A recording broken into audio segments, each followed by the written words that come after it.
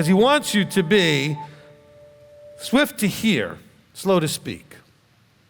Let's deal with swift to hear. I want it to be in a sort of more Shema-like sense of active listening. It's not just swift to hear, meaning that you're going to sit there and listen, but actively listen. Seek to understand where the other person is coming from. What are they actually saying? Maybe repeat back and say, is this what you mean, or is that what you're trying to say? To make sure that you understand before you say anything. Okay? And for all of you who struggle with some of the blue sides of your personalities, this is critical, because you will tend to jump to conclusions before you hear the whole thing and get yourself in all kinds of challenges. Slow down, make sure, don't guess. You could be wrong. You're probably often wrong. We all are when we guess and jump to conclusions very quickly. Don't assume you know where somebody's going. Most of the time you'll have a challenge there, and it will be upsetting and frustrating to the person trying to tell you something, because now you've responded to something they weren't even going to say, or they were heading in some sort of a different direction or whatever. So slow to speak means that you're going to make sure before you speak that you've thought it through and that you're actually responding to what is being said appropriately, which means you have to understand what they're saying. When I say that, remember there's another part of that filter, is that the hardest thing that we do is communicate, right? I say something and you receive it the way I meant it. So when I say that you need to understand them, I said you need to understand them the way they meant it.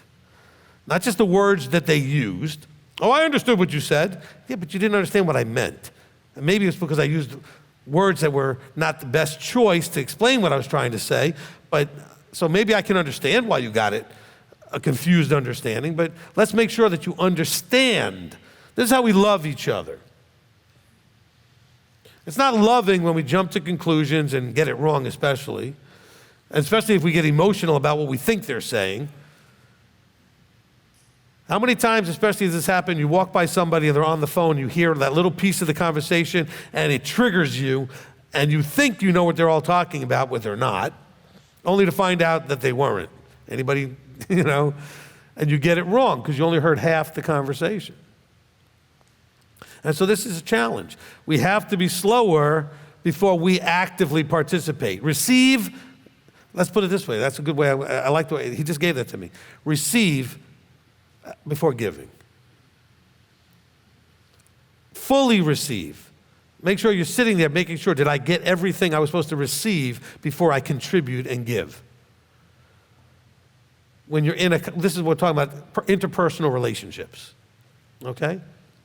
That doesn't mean you never give first. I'm just saying if somebody has come up to you and they're trying to share something with you, then make sure you're in full receiving mode, not trying to figure out what to give. I do this all the time, and it's terrible, and I've really struggled with it, and I think I've gotten a lot better at it over the years, but the struggle between thinking about what you want to say in response while you're supposed to be listening.